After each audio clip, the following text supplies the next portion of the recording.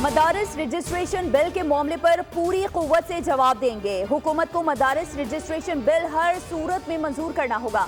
अभी लॉन्ग मार्च का फैसला नहीं किया। पीटीआई साथ होगी या नहीं, उनसे बात नहीं हुई। सूबे में हुकूमत नाम की कोई चीज नहीं। अमीर जेयूआई से मौलाना फजल रहमान की मीडिया से गुफ्तगू। कहा, पीटीआई पर पाबंदी से मुतालिक इल्म नहीं। मौजूदा हालात में गवर्नर राज मसले का हल नहीं है। गवर्नर को एपीसी क्यों बुलानी पड़ी, ये तो एग्जीक्यूटिव की जिम्मेदारी है। सूबाई एग्जीक्यूटिव इस सलाहियत से महरूम है।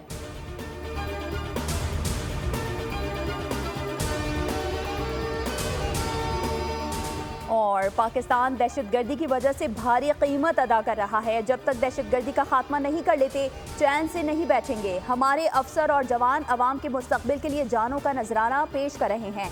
पाक बहरिया चैलेंजेस से नबरदाज़मा होने की सलाहियत रखती है। वज़ीर आज़म का 7वीं नेशनल मैरीटाइम सिक्योरिटी वर्कशॉप के अख्तामी सेशन से खिताब। कहा, आज के दौर में ब्लू इकनॉमी को मरकजी हैसियत हासिल है। गवादर की बंदरगाह एक मरकजी हैसियत रखती है। पाकिस्तान शिपिंग कॉरपोरेशन का आज जो हाल है, हमें उसका जायजा लेना होगा। कराची पोर्ट ट्रस्ट का काम रियल एस्टेट का नहीं है। कराची पोर्ट ट्रस्ट का काम कारोबार के लिए सहूलियात फराहम करना है।